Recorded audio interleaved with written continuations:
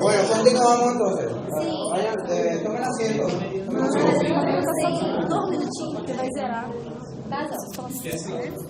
Nos falta comentar sobre los agranulocitos, linfocitos y también los monocitos. Empezamos entonces con los linfocitos. Dijimos que era el segundo leucocito más abundante. El segundo leucocito más abundante, alrededor de 30%. El tamaño era variable, de entre 6% hasta de entre 6 micrómetros hasta 30 micrómetros. Pero el 90% de ellos son linfocitos pequeños, cercanos al tamaño entonces de 6 micrómetros. El linfocito es una célula que actúa entonces en la inmunidad específica, pero vamos a tener tres tipos, en realidad hay más cantidad, entonces más variabilidad de linfocitos en realidad, no solamente tres, pero vamos a tener entonces varios tipos de linfocitos, entre ellos entonces principalmente los linfocitos T, los linfocitos B y los linfocitos natural killers. Después entonces se vuelven a subdividir los linfocitos T. Entonces los linfocitos natural killers son las que ya habíamos comentado un poco en lo que sería la inmunidad inespecífica, innata. Porque dijimos que teníamos barreras físicas en la inmunidad innata, la piel, mucosas, barreras químicas, secreciones de las glándulas, el ácido gástrico. Vamos a tener también células, entre ellas vimos los fagocitos, macrófagos y neutrófilos, y también vamos a tener las células citolíticas, y ahí entra el linfocito NK, natural killer, que son uno de los linfocitos de mayor tamaño, los linfocitos NK, y actúan entonces de forma inespecífica, liberando sus productos, sus enzimas, entonces para lesionar microorganismos. Ese linfocito NK corresponde a alrededor del 10% de todos los linfocitos. 10% de todos los linfocitos. El 70% corresponde a los linfocitos T y un 20% a los linfocitos B, y los cuales los linfocitos T y los linfocitos B son los que actúan en la inmunidad específica, justamente. Inmunidad específica. Vamos a tener entonces como célula efectora. La inmunidad específica se divide en dos tipos: inmunidad humoral e inmunidad celular. En la inmunidad celular,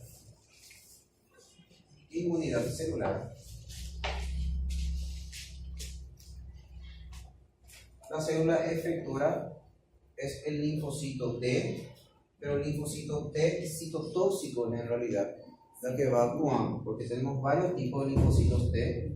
Entre ellos tenemos entonces el T citotóxico, también llamado linfocitos T CD8 por los receptores que poseen en su membrana. Citotóxico o T CD8. Viene a ser entonces la célula efectora de la inmunidad celular. Actúa entonces afectando la célula, liberando sus gránulos, sus enzimas. Célula. La célula efectora de la inmunidad humoral.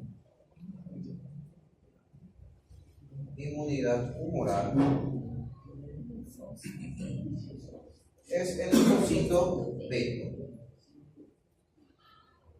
con la producción justamente de anticuerpos. Aparte entonces de los linfocitos T CD8, hay otros tipos de linfocitos T. Tenemos los linfocitos T helper, colaboradoras o cooperadoras.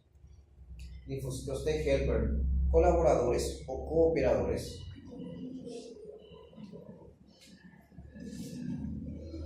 T helper, que son los que dirigen la inmunidad.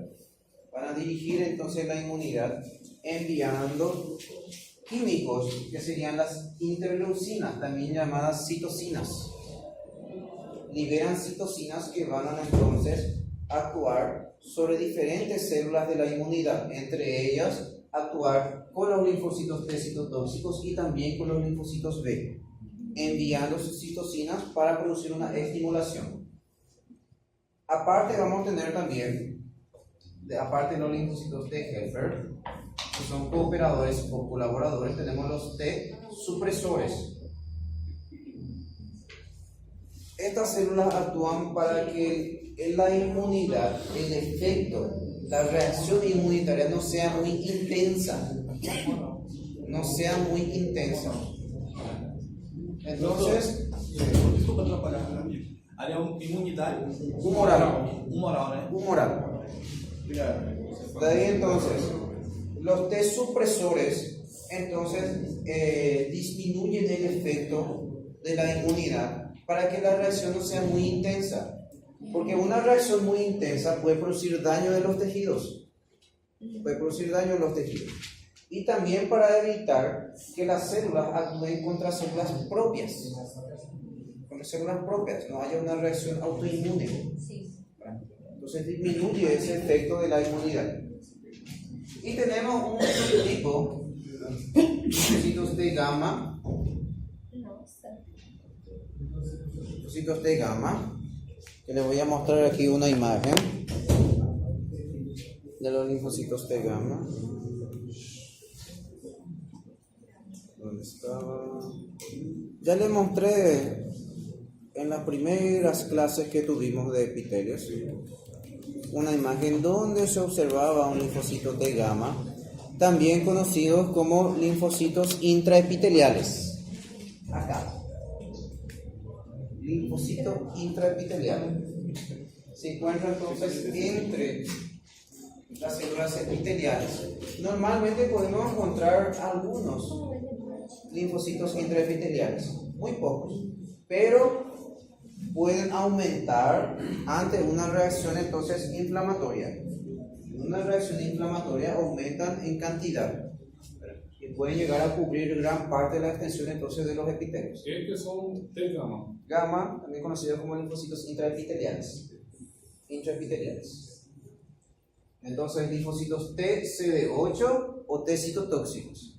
Linfocitos T helper o T CD4. CD4, los cooperadores. Vamos a tener muchos más receptores en los otros linfocitos T. Simplemente vamos a llamar entonces linfocitos T supresores y linfocitos T gamma entonces varios tipos de linfocitos T, ¿no? Varios subtipos otra vez de los linfocitos T.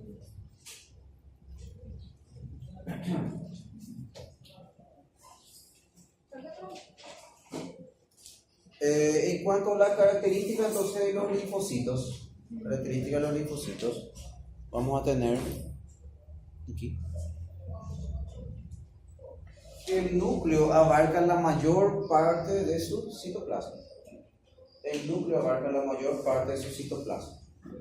Su citoplasma era un pequeño halo citoplásmico nada más, que es bien basófilo. Va a tener un citoplasma basófilo justamente por la producción de enzimas y anticuerpos que poseen estas células. Normalmente es muy difícil diferenciar sin medios histoquímicos los tipos y los subtipos de linfocitos. Son muy parecidos. Entonces, sin medios histoquímicos no se diferencian. A la microscopía óptica en realidad es muy difícil de diferenciar. Entonces, que se observa muchas veces como un punto nada más, que parece justamente que es el linfocito. A ver una imagen. Aquí, el linfocito prácticamente se ve como una pelota basófila nada más. Casi no se observa núcleo. El núcleo es muy escaso, un pequeño halo basófilo. Acá se ve, pequeño halo basófilo. Y acá tenemos un neutrófilo. Entonces ocupa casi la totalidad de la célula, entonces lo que sería su núcleo. ¿Cómo? Dá para se confundir se não prestar atenção com basófilos, né? Porque se não tiver os grânulos. Y los basófilos vamos a tener que se observa su parte de su citoplasma. Sim. Bueno, se observa parte de su citoplasma con los gránulos. Con los gránulos basófilos. ¿Ya? Aquí con los gránulos. Sim. El citoplasma granulado. El linfocito prácticamente es el núcleo el que abarca la totalidad.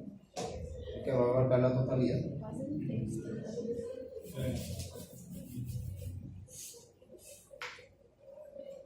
Tanto los linfocitos como los macrófagos son las células que van a predominar en el proceso inflamatorio crónico. Proceso inflamatorio crónico donde decimos entonces que va a haber un predominio de mononucleares. Esas son células que participan y que predominan en la reacción inflamatoria crónica. ¿Y cómo actúan? Acá utilizando el mismo esquema, justamente se puede ver entonces el efecto que tienen estos linfocitos de Helper y lo que serían entonces la acción que poseen los diferentes tipos de linfocitos.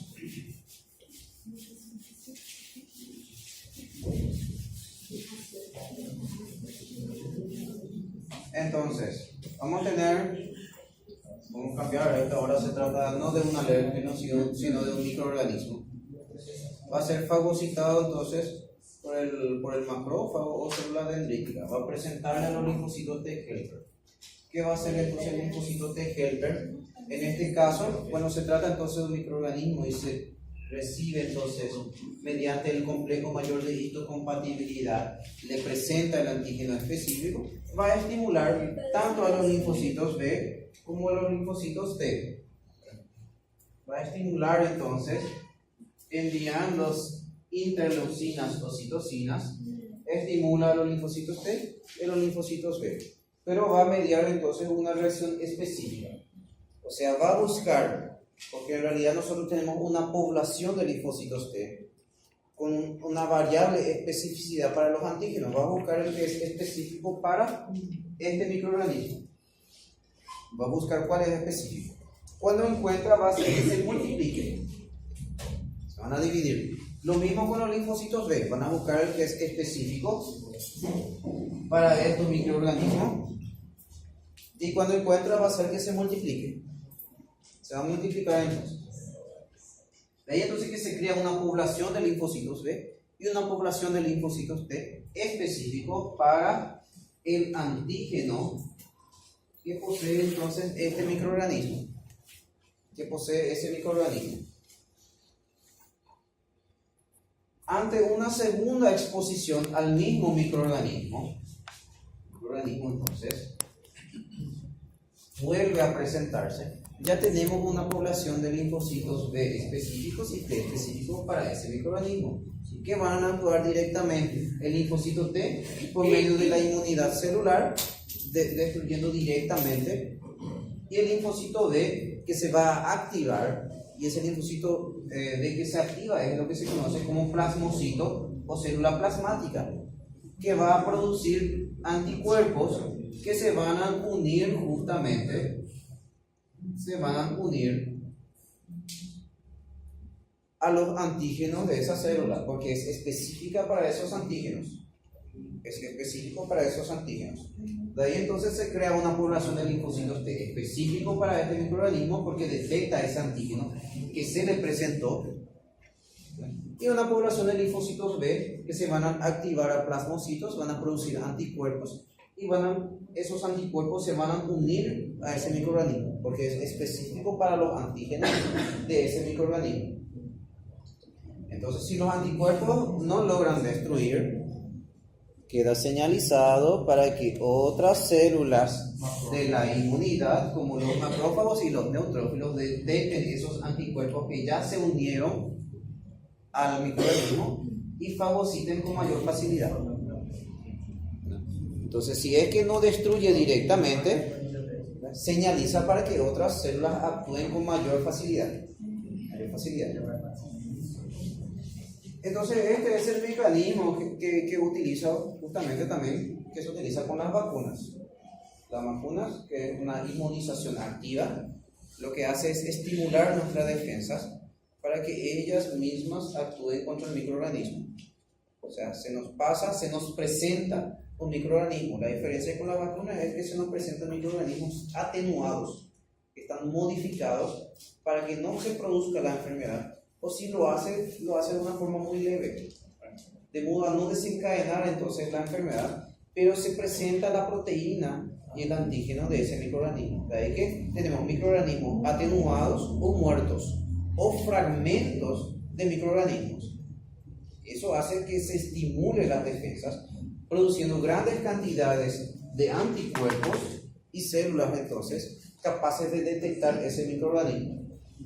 Eso entonces, ante una exposición, segunda exposición, ya tenemos suficientes defensas que ya reconocen ese microorganismo y van a actuar rápidamente. O sea, no le agarra al organismo de sorpresa. No le agarra de sorpresa, ya le conocen, porque ya se le presentó. Ya se le presentó con la vacuna. Con la vacuna se le presentó, el cuerpo ya reaccionó, ya produjo su defensa, de ahí que no le agarra de sorpresa, no le agarra desprevenido. Generalmente, una gripe, generalmente agarra al cuerpo desprevenido, porque el cuerpo no conoce el antígeno. El problema es que los microorganismos tienen varios métodos para eludir la inmunidad. Y uno de los mecanismos que utilizan principalmente los virus es la modificación de los antígenos. Al cambiar este antígeno, que se le presentó, en vez de ese antígeno tiene otro, cambia, ya no le reconoce. Y todo tiene que empezar de nuevo. Entonces uno se aplicó la vacuna antigripal, igual se aplicó porque era otra cepa nueva que el cuerpo no conocía. Entonces el cuerpo comienza a reaccionar desde el principio, desde la presentación de antígenos, desde la fagocitosis de los macrófagos, y posteriormente entonces comienza a reaccionar. De ahí que en el transcurso de 10 días más o menos uno se va recuperando, porque es el tiempo que tarda en que aumente las defensas y consiga entonces neutralizar al microorganismo, y uno se va recuperando entonces en ese periodo. De ahí que en los primeros 2 o 3 días uno está bastante mal, y después se va recuperando de a poco si es que no hay ninguna complicación. Parece que diz que a virose tem duração de 10 dias, né? Y aproximadamente justamente 10 días a 2 semanas la recuperación, porque es el tiempo en que el cuerpo tarda en reaccionar. Es el tiempo en que el cuerpo va a tardar en reaccionar y en desarrollar sus propias defensas. De ahí que tomes o no tomes el antigripal, no importa. Porque el antigripal lo que va a hacer es los síntomas. El tratamiento entonces ahí es un tratamiento sintomático. ¿Y cuál es el remedio entonces para la gripe? Descanso, mucho líquido, ¿verdad? Reposo, ¿verdad? Y eso es todo. Reposo, mucho líquido, ¿verdad? Dieta liviana. Ese es entonces el tratamiento para la gripe, ¿verdad? No hay otro tratamiento más. Entonces, pero muchas veces igual se suele utilizar los antigripales para mejorar los síntomas, pero no hace parte de ningún protocolo de tratamiento de gripe, ¿verdad? En algunos casos muy específicos se puede utilizar antivirales, como la influenza A y B, por ejemplo. Se puede utilizar antivirales. Entonces, en casos muy específicos sí, ¿verdad? Pero en realidad su efecto no es muy intenso si es que no se utiliza en las primeras 24 a 48 horas de iniciado entonces el proceso y los síntomas. Entonces, pasado ese periodo, prácticamente no ayuda en casi nada, y es tu defensa en realidad lo que te va a curar o no. Entonces depende mucho de tus defensas, para que reaccione. Y bueno, si es influenza, ¿verdad? El antiviral, mucho líquido, reposo y rezaga, ¿verdad? Porque no depende de uno, depende de tu defensa. Cada cuerpo va a reaccionar de un modo distinto. cada cuerpo va a tener una inmunidad distinta también. De ahí que es esperar a ver cómo responde. Es esperar a ver cómo responde. ¿Cómo? En caso de dengue. Reposo, mucho líquido, descanso, antifebril, dieta liviana. Ela modifica, né, com o tempo fica. Peguei uma dengue uma vez, 2 vezes. Y hay varios serotipos también. Pois é. Varios serotipos no son para la dengue. Van modificando. En realidad hay menos serotipos de dengue, ¿verdad? Y de gripe. Porque de gripe vamos a tener entonces, en realidad hay que diferenciar resfrío de la gripe. El resfrío es ya de áreas superiores nada más. Y la gripe puede afectar todo el tracto respiratorio. La gripe es un proceso mucho más intenso que el resfrío. Y la afectación clínica es mayor en la gripe que en el resfrío también. Es que es muy mal tratado en realidad la gripe. Maltratado con la gripe porque ya trata como una neumonía, ya trata como una faringitis, como cualquier cosa menos una gripe. Y confunden el resfrío con la gripe. Confunden. Cuando se trata de virus, en realidad muy pocos tienen tratamiento específico. Muy poco. Y en realidad el tratamiento no es muy eficaz si no se hace desde el principio. De ahí que depende mucho de la defensa de cada uno. ¿Cómo? Hay otro tipo de inmunización. Hablamos de la inmunización activa, que eran las vacunas. Está la inmunización pasiva, en donde ya se le da preparado a la persona los anticuerpos. Ahí no se estimula las defensas, ya se le dan los anticuerpos preparados contra el microorganismo, los sueros. Así como hay la vacuna antirrábica, está el suero antirrábico. La vacuna te presenta el antígeno y tu cuerpo desarrolla la defensa. Con el suero se le pasa directamente. El objetivo es que actúe rápidamente, porque el suero actúa, al pasarle ya va a comenzar a actuar. La vacuna tarda esos 10 días justamente para recién hacer efecto.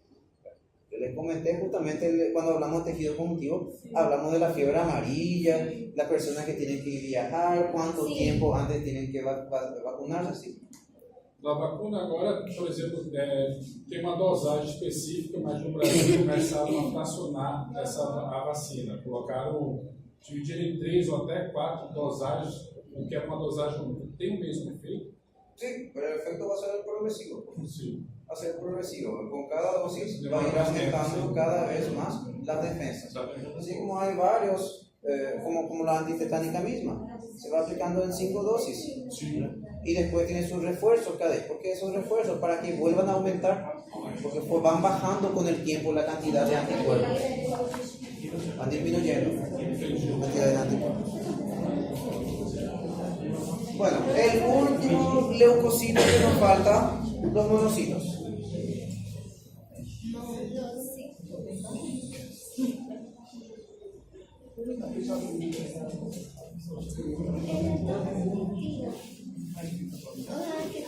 Dijimos que tenían el tamaño promedio más grande de todos los leucocitos, 18 micrómetros como promedio del tamaño, que son los leucocitos que vamos a encontrar en mayor tamaño promedio, ¿verdad? Porque dijimos que algunos linfocitos en realidad pueden llegar a ser bastante grandes, como los natural killers.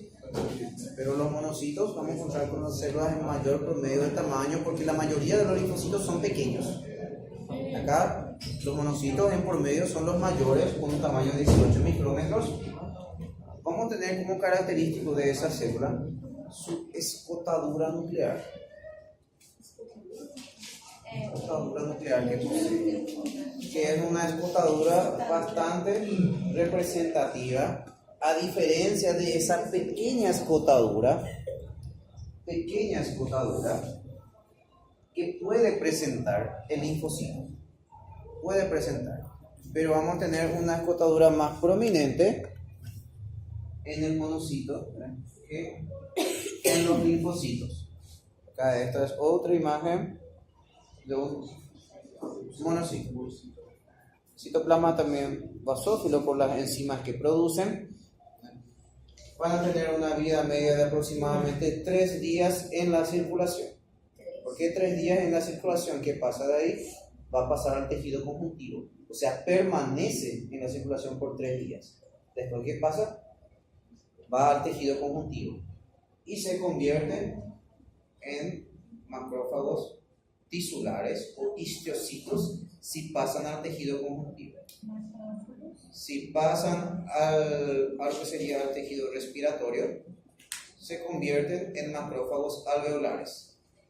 Si van entonces al hígado, se convierten en células de Kupffer. Si pasan al sistema nervioso, se convierten en microglias. Si van al tejido óseo, se convierten en los osteoclastos, células multinucleadas. En el cartílago se convierten en los condroclastos. Forman parte del sistema mononuclear fagocítico. ¿Recuerdan que ya hablamos de eso? Sistema mononuclear fagocítico. Habíamos comentado ya eso. Y estas células tienen la función de fagocitar. Y cuando hablamos de los macrófagos tisulares, se recuerdan que eran células presentadoras de antígenos también, igual que las células dendríticas de los epitelios. Las células presentadoras de antígenos tienen función de fagocitosis y forman parte entonces del sistema mononuclear fagocítico.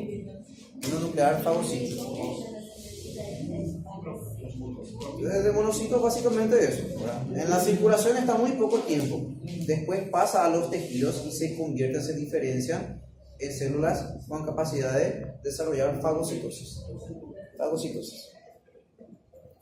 Todas estas células sanguíneas se forman en la médula ósea. La médula ósea roja es lo que produce entonces la hematopoiesis. De ahí entonces que en realidad los leucocitos, la mayoría de los leucocitos, voy a decir de forma resumida nomás ya, se forman a partir de precursores de la médula ósea que son los mieloblastos.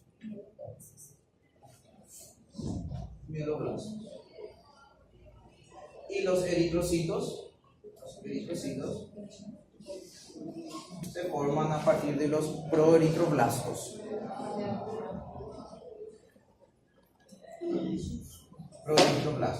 Estos proeritroblastos todavía poseen núcleo y están sintetizando la hemoglobina activamente. Después pierden su núcleo, pasan a la circulación como reticulocitos y maduran en 24 a 48 horas. Y vamos a tener entonces otro grupo, otro de los componentes celulares de la sangre, que son los trombocitos o plaquetas. Y los trombocitos o plaquetas derivan de esta célula gigante de la médula ósea que se denomina megacariocito.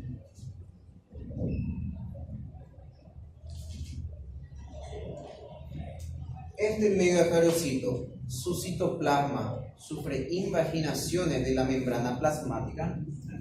La membrana plasmática sufre invaginaciones que va dividiendo justamente el citoplasma en fragmentos.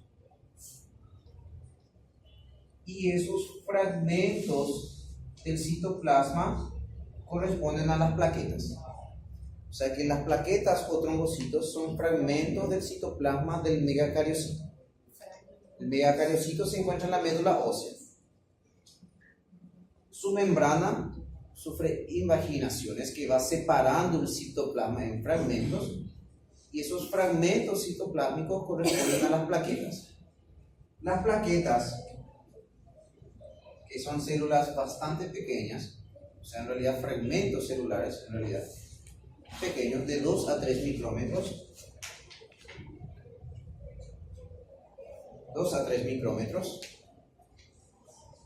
son discos igual que los eritrocitos, pero son discos diconvexos. Los eritrocitos eran discos dicóncavos, estos son discos biconvexos, con 2 convexidades. discos biconvexos con un diámetro de 2 a 3 micrómetros. 2 a 3 micrómetros. Y la función entonces de este trombocito o plaqueta viene a ser de actuar entonces principalmente en la hemostasia. La hemostasia serían todos los mecanismos que tratan de disminuir o evitar las pérdidas sanguíneas. Evitar las pérdidas sanguíneas. El primer mecanismo de la hemostasia es la vasoconstricción. Con la vasoconstricción disminuye el flujo sanguíneo y disminuye las pérdidas sanguíneas. Si hay un corte, lo primero que ocurre para evitar pérdidas sanguíneas es una vasoconstricción. Las células endoteliales van a liberar entonces algunas hormonas como las endotelinas que producen una vasoconstricción intensa, disminuyendo el calibre, disminuyendo el flujo, disminuyendo el sangrado. Si llega menos sangre, va a sangrar menos. El segundo mecanismo de la hemostasia es la formación del tapón plaquetario. ¿Cuál es el nombre de la hormona? En realidad son varias las hormonas. Las endotelinas, vamos a tener también los tromboxanos, la enzima convertidora de angiotensina. Todos son químicos liberados por el endotelio. Por el endotelio. Lo que produce es una vasoconstricción para disminuir el flujo sanguíneo. De ahí entonces que va a llegar menos sangre. Si llega menos sangre, sangra menos. Sí, segunda formación. Formación del tapón plaquetario. Entonces, tengan en cuenta el vaso sanguíneo. Si hay una lesión en el vaso sanguíneo, lo que van a hacer las plaquetas son agregarse. Se va a producir una agregación plaquetaria para formar lo que se denomina tapón plaquetario. Tapón plaquetario.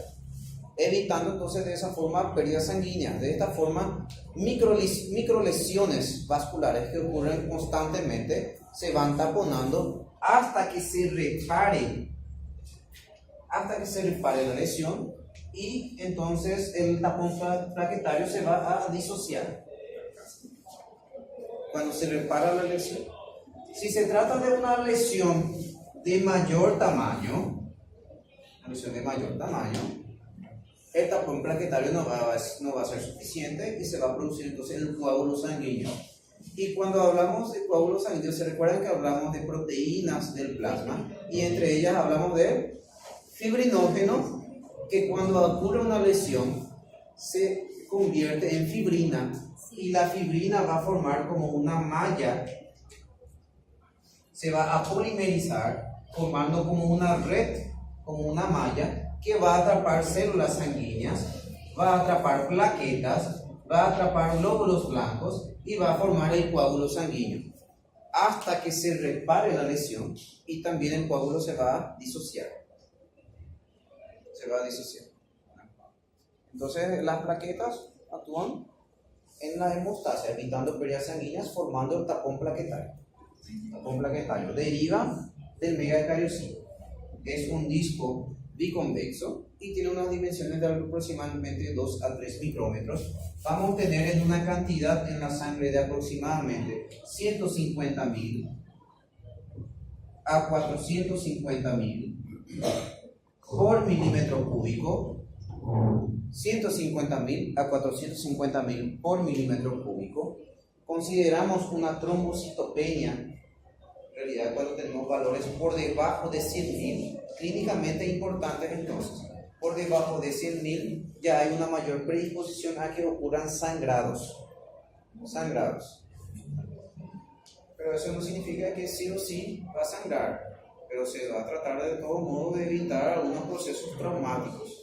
Por ejemplo, si tenemos una trombocitopenia, uno no se va a ir a extraer un diente, por ejemplo, porque va a sangrar bastante. Tem algumas medicações que são antiaderentes plaquetários, então ele vai impedir a formação desse tampão? Sí, justamente ese es su efecto. Ele não interfere na quantidade de plaquetas. Su función, altera su función. Por exemplo, retropressão. Não, AS.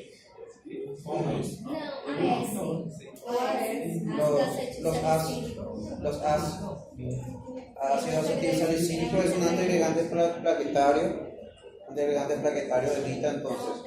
Por eso justamente cuando muestra las propagandas justamente de esto en la tele, al final abajo en una letra minúscula que nadie puede leer aparece que ese medicamento es contraindicado en caso de dengue, por ejemplo.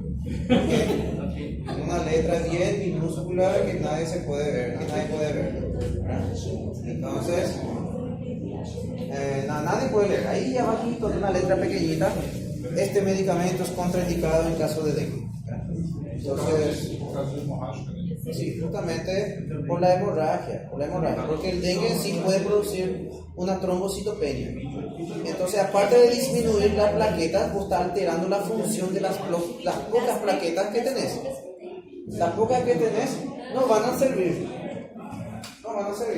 De ahí entonces lo recomendable es 7 días antes, pero uno realmente 7 días antes no va a saber que va a tener dengue, pero en realidad eso es lo que se dice, ¿verdad? Un factor de riesgo es haber consumido ácido acetilsalicílico 7 días antes del proceso, pero uno no va a saber si pasado mañana se va a enfermar de dengue, ¿verdad? Uno no puede predecir esas cosas, ¿verdad? Eso por el periodo de incubación de la enfermedad. Pero bueno. ¿Y si tiver demasiado?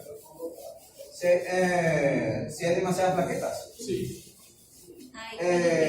Las plaquetas en realidad no suelen haber en grandes cantidades, a no ser que haya patología a nivel de la médula ósea que produce un aumento de su cantidad. En realidad un aumento no va a producir tantos trastornos porque son células muy pequeñas.